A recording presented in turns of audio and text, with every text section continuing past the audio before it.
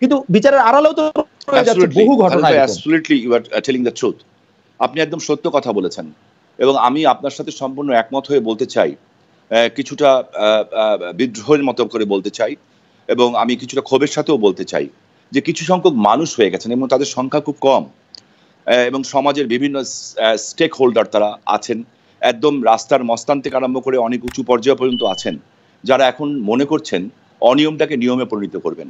আমার মনে হয় যে যারা অনিয়মটাকে নিয়মে পরিণত করতে চান এবং মনে করেন যারা কোনো ভাবে হয়তো একটা ওই যে বেগমগঞ্জের দেলোয়ার থেকে শুরু করে এবং ঢাকার অনেক বড় কেউ তিনি রাজনৈতিকভাবেই হোক কিংবা অরাজনৈতিকভাবেই হোক ক্ষমতার দাপটের কারণে হয়তোবা কিংবা ক্ষমতাকে ব্যবহার করবেন টাকার জোরে, কালো টাকার জোরে, এই ধরনের মানে সাহস নিয়ে তারা এখন অনিয়মটাকে নিয়মে পরিণত করতে চান। আমার কাছে লজ্জা লাগে, ঘৃণা লাগে। আমি পবিত্র কাবা শরীফ ছুঁয়ে কসম খেয়েছিলাম আল্লাহর কাছে যে আমি পুনর্বাসন করব, উচ্ছেদ না। এবং আজাদ ভাই তখন আমাকে মন্ত্রী হওয়ার প্রবচনা ছিল। আমি কাবা শরীফ ছুঁয়ে যখন আসলাম, আমি আমার নেত্রী, যাকে আমি মাতৃতুল্য নেত্রী বলি, শেখ হাসিনা, আল্লাহ সাক্ষী, আমি তার কাছে আসি এবং যে বলি আমি যে কাবা শরীফ ছুঁয়ে আমি শপথ করেছি যে আমি এটাকে পুনর্বাসন করব। এবং আমি তাকে এটাও বলি যে এটার মধ্যে বাধা আসবে, কিন্তু প্রতিদিন থানায় ৪৫ লক্ষ টাকা দেওয়া হতো শুধু তখনকার দিনে। তখন উনি আমাকে একটা কথা বলেছিলেন, ভালো কাজ করলে বাধা আসবে এবং আল্লাহর কাজ করলে অনেক বেশি বাধা আসবে। আজকে প্রয়াত নাসিম ভাই নাই, মরহুম, উনি চলে গেছেন দুনিয়া থেকে। ডক্টর মোজাম্মেল সাহেব সমাজ কল্যাণ মন্ত্রী, উনিও চলে গেছেন। আপনাকে কংগ্রেচুলেশন। জি বলেন। আপনাকে কংগ্রেচুলেশন। আমাদের অনেক প্রশ্ন রয়েছে। আমার একটা বড় কৌতূহল আছে যে আপনি কিন্তু এই কথা স্বীকার করেছেন যে বেগমগঞ্জের ওই দেলোয়ার বাহিনীর মতো এবং ঢাকাও এরকম বহু লোক রয়েছে যারা ক্ষমতার কাছাকাছি থাকার জন্য বা ক্ষমতার কথা বলে বা ক্ষমতার দাপট দেখিয়ে তারা বিভিন্ন রকম অন্যায় বা অপকর্ম করছেন। আপনি আপনার যে নেত্রীকে মাতৃতুল্য বলছেন এবং যে নেত্রী আপনার নেত্রী বাংলাদেশের যে কোনো দুর্নীতি, অন্যায়, সন্ত্রাস এবং যে কোনো কিছু আপনার যারা দাবি করেন যে তিনি তা দেখতে পারেন না বা তিনি তা পছন্দ করেন না, এইগুলি তিনি কিভাবে মোকাবেলা করার কথা তিনি ভাবছেন। কিন্তু এবং আমি বারবার বলি যে বাংলাদেশের মতো জায়গায় সরকারি সমর্থন না থাকলে, ক্ষমতার দাপট না থাকলে এই সব অন্যায় পেয়ে পার পাওয়া সম্ভব না। এবং বাংলাদেশের মানুষের মানে আলাদা, বাংলাদেশের ভিতরে আলাদা একটা বাহিনী করে আলাদা একটা দেশ করে ফেলেছে যেখানে কোনো আইন নাই, কানুন নাই, ব্যাপারগুলি কিন্তু আসলে সেরকমও না। সেই ক্ষেত্রে আপনি এগুলির মধ্যে কি বলবেন যে এর মধ্যে কার কতটা দায়? এটি প্রশাসন, আপনারা যারা আইন প্রণেতা, যিনি বাংলাদেশের প্রধানমন্ত্রী, তার কার দায় আসলে এখানে বেশি? আমরা এড়াতে পারি না, আমিও মনে করি আমরা এই দায় এড়াতে পারি না। এবং আমি এটাকে বিশ্বাস করি যে এই সমস্ত কিছুর এই ধরনের যে অপকর্মগুলি হচ্ছে কিংবা যেগুলি, তাতে সবচেয়ে বেশি ক্ষতিগ্রস্ত কে হচ্ছে? কার গায়ে ময়লা পড়ছে? সরকারের গায়ে ময়লা পড়ছে। সরকারের গায়ে ময়লা পড়লে প্রধানমন্ত্রীর গায়ে ময়লা পড়ছে। বাট একটা জিনিস মনে করতে হবে যে সমাজে উনি একটা পার্লামেন্টে একটা ভাষণ দিয়েছেন, খালেদ ভাই আপনি শুনেছেন, যে এইটা কিন্তু হঠাৎ করে শুরু হয় নাই, যুগ যুগ ধরে সামরিক শাসন বিভিন্ন কিছু দিয়ে শুরু হয়ে এই যে একটা গাছের যে শিকড় বেরিয়েছে, এত শক্ত মহিরু হয়ে গেছে, শিকড় একদিক দিয়ে কাটছেন তো আরেক দিক দিয়ে বাঁচছে। কয়েকদিন আগে আলোচনা ছিল রেজেন্ডের শাহেদ, আজকে কিন্তু শাহেদের যাবজ্জীবন হয়েছে, গ্রেফতার হয়েছে, যাবজ্জীবন হয়েছে অস্ত্র মামলাতে, ছাড় কিন্তু কেউ পাচ্ছে না। বাট বেসিক্যালি যে প্রবলেমটা হচ্ছে যে আমাদের ভাবমূর্তিটা নষ্ট হচ্ছে। আর একটা মানুষ, আমরা আরেকটা জিনিস আমার কাছে এই কালচারটা ভালো লাগে না যে আমাদের মধ্যে অনেকেই বলেন যে মাননীয় প্রধানমন্ত্রী বলেছেন, মাননীয় প্রধানমন্ত্রী করেছেন, মাননীয় প্রধানমন্ত্রী বলেছেন। ওয়াই? কেন উনি কেন বলবেন? What is my duty? আমার কাজ কি? আমার দায়িত্ব কি? আমার কি বিবেকবোধ নাই? আমার কি, আর আমি যদি দায়িত্ব পালন করতে না পারি তাহলে আমার দায়িত্ব ছেড়ে দেওয়াই উচিত। আমি মনে করি এটাই আমার শ্রেয়। আমি মনে করি অন্তপক্ষে এটা, কারণ খালেদ ভাই 58 বছর হয়ে গেছে, আর হয়তো বেশি থাকবো না। So that's why I want to telling the truth. আর আমরা যারা রাজনীতি করি, রাজনীতিটা এখন একটা জিনিসই করি যাতে মৃত্যুর পর যাতে মানুষ বলে যে লোকটা ভালো মানুষ ছিল। That's it. ওকে, আমার এই প্রশ্ন ছিল, আমরা দর্শকদের উদ্দেশ্যে একটি একটি পোল করেছিলাম, যে দর্শকদের উদ্দেশ্যে একটি প্রশ্ন রেখেছিলাম, আপনি আসবেন, সেটিও দর্শকরা জানেন। যে প্রশ্নটি হচ্ছে এরকম: প্রিয় দর্শক, দেশে অপরাধ, সন্ত্রাস ও দুর্নীতির দায় কি শুধু ক্ষমতাসীনদের? শতকরা 85% বলেছেন হ্যাঁ ক্ষমতাসীনদের, না বলেছেন শতকরা 15%। 10,000 জন, আমি যখন এই পোলটি দেখেছি তখন 10,000 জন তাতে ভোট দিয়েছেন, পরে ভোট সংখ্যা আরো ভোট আরো দিচ্ছেন আর কি। 85% বলেছেন হ্যাঁ, 15% বলেছেন যে না। আপনাকে প্রশ্নটি আমি আর একটু সরাসরি করতে চাই শামীম ভাই। আপনি অনেক প্রশ্নের সরাসরি জবাব দেন এবং আপনি আজকে যখন এখানে আসার আগে আপনার সঙ্গে আমার কথা হচ্ছিল, আপনি বলেছিলেন যে একজন মানুষ হিসাবে যেন আপনাকে একজন প্রশ্ন করা হয়। আমি একজন মানুষ হিসাবে এবং আপনাকে একজন রাজনৈতিক নেতা হিসাবে এই সম্পর্কে যদি আপনি একটু বলতেন, যেহেতু নারায়ণগঞ্জের এসপি সাহেবের কথা উঠলো। বেসিক্যালি বিষয়টা সেরকম না। ওনাকে কোন ঘটনার পরিপ্রেক্ষিতে উদ্যোগ করা হয়েছে এটা আপনিও আমার চেয়ে ভালো জানেন একজন মিডিয়া পার্সন হিসেবে। আর একটা এসপি সাহেবের সাথে একটা সংসদ সদস্য হিসাবে আমি যখন তোয়ামগঞ্জে ভিপি ছিলাম তখন হলে ঠিক ছিল, এখন না। হ্যাঁ, তোয়ামগঞ্জে ভিপি থাকা অবস্থায় আমরা সামরিক বাহিনীর সাথে লড়া করেছি, আমরা সামরিক প্রধানদেরকেও আটকে রেখেছিলাম। সো ওই লেভেলে আমার না, আমাদের রুটটা মাটির তলে খুব শক্ত এবং আমরা অনেক পেয়ে গেছি খালেদ ভাই। আমরা একটা মায়ের 3টা ভাই আমরা এমপি হয়েছি, বাবা ছিলেন এমপি, দাদা ছিলেন এমপি, 3 জেনারেশন ধরে। হ্যাঁ, অভাব দেখেছি, অনটন দেখেছি, পয়সা দেখেছি, কষ্ট দেখেছি, দেশ ছাড়া হয়েছি।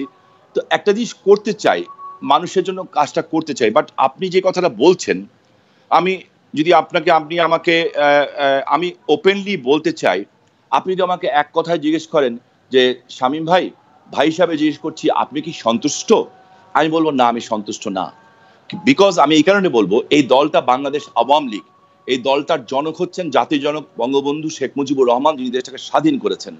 এই দল থেকে নিয়ে একটা মহিলা তার বাবা মা ভাই সবকিছু হারিয়ে এই দলটাকে নিয়ে রাষ্ট্রীয় ক্ষমতা এসেছেন 21 বছরে। 21 বছরে খালেদ ভাই আমার হাত দিয়ে আমার 49টা ভাইকে দাফন করতে হয়েছে, এতগুলি রক্তের উপর দিয়ে আমাদের আসতে হয়েছে।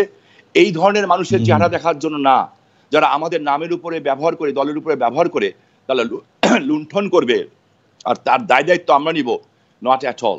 আমরা কথা বলবো। এবং আমি আপনাকে একটা কথা জি, তো আপনার কাছে এই পরিষ্কার লাইনটা আপনি একদম কন্টিনিউ করেন। আমি মাঝখানে একটু বলি, আপনার কাছে কেন মনে হয় যে একজন পুলিশ অফিসার, সত্যি কথা বলতে আপনি যে পুলিশ অফিসারের কথা বলছেন সেই পুলিশ অফিসার আর আমি একই ব্যাচে, মানে আমি জয়েন করেছিলাম, আমি বেরিয়ে এসেছি, উনি মানে আমরা মানে অত সিনিয়র পুলিশ অফিসারও না। একটি পুলিশ অফিসারের এরকম ক্ষমতা নাকি একজন এমপির এত ক্ষমতা? উনি অনেকবার বলেছেন যে কোন এমপি, মানে ব্যাপারগুলি এরকম দাঁড়ায় কেন, মানে কার ক্ষমতা, মানে ক্ষমতার বলয়গুলি, মানে এইটার ইয়াটা আমরা একটু বুঝতে চাই সাহেব, আপনি যদি আমাদেরকে একটু খোলাসা করে বলেন। আপনি ঠিকই বলেছেন যে তোলারাম কলেজের ভিপির হয়তো মানায় একজন এসপির সাথে এই ধরনের, এখন বিষয় যেটা হচ্ছে কি আমি আপনাকে প্রথমেই বলেছি একটা কথা, যে সমাজের একটা শ্রেণী হয়ে গেছে, এবং শ্রেণী খুব বেশি না, কিন্তু এটা 1% 2%। হ্যাঁ, এই 2% 1% লোক, হ্যাঁ, তারা অনিয়মটাকে নিয়ম বানাতে চায়, এবং যারা চায় তাদের পাওয়ারটাকে আপনি একদম লেস হিসেবে ধরবেন না। আর আমরা যারা এটাকে করতে চাই না, কিংবা আমি এখনো মনে করি খালেদ ভাই, আমি আপনাকে খুব সাহসের সাথে বলতে চাই, বিশ্বাসের সাথে বলতে চাই, যে কোনো রাজনৈতিক দলের নেতাকর্মী হোক, এখনো আমার মনে হয় 90% রাজনৈতিক দলের নেতাকর্মী ভালো আছেন, ভালো মানুষ, তারা মানুষের জন্য কাজ করতে চান। বাট মানে এটি কোন গবেষণা বা কোন হিসাব বা কোন বিবেচনার উপর আপনি বলতেছেন? যেহেতু আমি আমার সেই ব্যাচমেটের কথা বললাম, আমি আরেকটি খবর দেই শামীম ভাই, আপনাদের 350 জন এমপিদের মধ্যে আমি নাম বলবো না, সংখ্যা বলবো না, কিন্তু অনেক এমপি দল বেঁধে গিয়ে এসপির রুমে বসে আছেন, সেরকম সিনও কিন্তু আমি অনেকবার দেখেছি। তদবিরের পর তদবির করছেন এসপির সাথে একটা, মানে আপনি জানেন যে আমি কি বলতে চাইছি। হ্যাঁ, এবং দ্যাটস দ্য প্রবলেম। যে আমি যদি আমার একটা জিনিস কি খালেদ ভাই, আমি একটা জিনিস মনে করি, প্রত্যেকটা মানুষের একটা নিজস্ব সম্মান আছে। আর আমি রাজনীতি করতে এসেছি, আমি দুনিয়াতে সবচেয়ে বেশি সম্মান করি আমাকে। আমি যদি আমাকে নিজেকেই সম্মান করতে না পারি খালেদ ভাই, আমি আপনাকে কিংবা একটা রাস্তার গরিব মানুষকেই বা কিভাবে সম্মান করব? যে এই লোকের আত্মসম্মান বোধ নাই, হ্যাঁ, সেই ধরনের কাজ করতে পারে। আর আত্মসম্মান বোধ তার আছে যে নিজে ন্যায় নীতির উপরে থাকে। আমরা যেহেতু ন্যায় নীতির উপরে থাকা, আমি বলি না আমি পারফেক্ট, কিন্তু যারা কিন্তু আত্মসম্মান বোধের ক্ষেত্রে শামীম ভাই, আত্মসম্মান বোধের ক্ষেত্রে একটি বড় পাহারাদার নাকি এরকম হয়ে উঠেছে যে অনেকে এরকম বলছেন, বা কেউ এরকম বলছেন যে আপনারা এমপি হয়েছেন পুলিশ বা প্রশাসনের ভিজিলেন্সে, বা কেউ যদি বলেন অনুগ্রহে, বা কেউ বলেন যে তৎপরতায়, সেই জন্যই তাদের আপনাদের প্রতি শ্রদ্ধা। এখানে বিভিন্ন মানুষ এখন দেখেন বিভিন্নভাবে বিশ্লেষণ করবেন। যিনি পেয়েছেন তিনি একভাবে বিশ্লেষণ করবেন, যিনি পান নাই তিনি একভাবে বিশ্লেষণ করবেন। ঠিক আছে, একজন সমুদ্রের মধ্যে যখন নৌকাটা ঢেউয়ের তালে পড়ে, তখন ওই সমুদ্রের মাঝি বুঝে যে কিভাবে তাকে নৌকাটাকে সাম্পানটাকে পাড়ে ভিড়াতে হবে। আর পাশে বসে যখন আমি আর আপনি কিংবা আপনার মতো একজন সুন্দর পুরুষ মানুষ যখন আপনার সহধর্মীকে সাথে নিয়ে সমুদ্রের পানিতে পা ডুবান, তখন আপনার কাছে ওই সুন্দর দৃশ্যটা কিন্তু অনেক সুন্দর লাগে। বাট ওই লোকটা বুঝে যখন ঢেউ উঠে তার কত কষ্ট। এখন কে কিভাবে বিশ্লেষণ করবে আমি জানি না। আমি আমার নিজের জবাবটা দিতে পারি, আমি আমার জায়গাটার কথা বলতে পারি, আমি আরেকজনের দায়বদ্ধতা নিতে রাজি না। আমি একজনের কথা বলতে পারি যে আমি যে কিন্তু সাহেব এই প্রসঙ্গে আবার শেষ প্রশ্ন, আরেকজনের দায় আপনি নিয়েন না, কিন্তু যাকে আপনি লুটপাটের অংশ হিসাবে জাতির জনক বঙ্গবন্ধুর দেশে যাকে আপনি দেখতে চান না, তাকে যখন আরো গুরুত্বপূর্ণ জায়গায় পদায়ন করা হয়, সেটিকে আমরা কিভাবে ব্যাখ্যা করবো? আমরা কাকে বিশ্বাস করব, জনাব শামীম ওসমানকে নাকি সেই পুলিশ অফিসারকে? আপনি আমাদেরকে এই প্রসঙ্গে আমি ওই লেভেলটা নিয়ে আলোচনা করতে চাই না। আমি আমার সাথে কিন্তু ওনার এমন কোনো কিছু হয় নাই, টু বি অনেস্টলি। ওনার সাথে যেটা হয়েছিল, একজন মন্ত্রী মহোদয়ের বিরুদ্ধে উনি কথা বলেছিলেন, সেটা নিয়ে হয়েছে। আমার সাথে ওনার এমন কোনো কিছু হয় নাই। আর যেটা নিয়ে আমার ওনার ব্যাপারে কথা বলতে হবে খালেদ ভাই। আর আমার মনে হয় না যে আমার অবস্থানটা ওই জায়গায় যে আমি ওনার মঙ্গল কামনা করি, এবং আমার মনে হয় যে অবশ্যই ওনার উপযুক্ত আছে দেখেই সরকার কিংবা স্বরাষ্ট্র মন্ত্রণালয় ওনাকে ভালো জায়গায় বসিয়েছে। আমি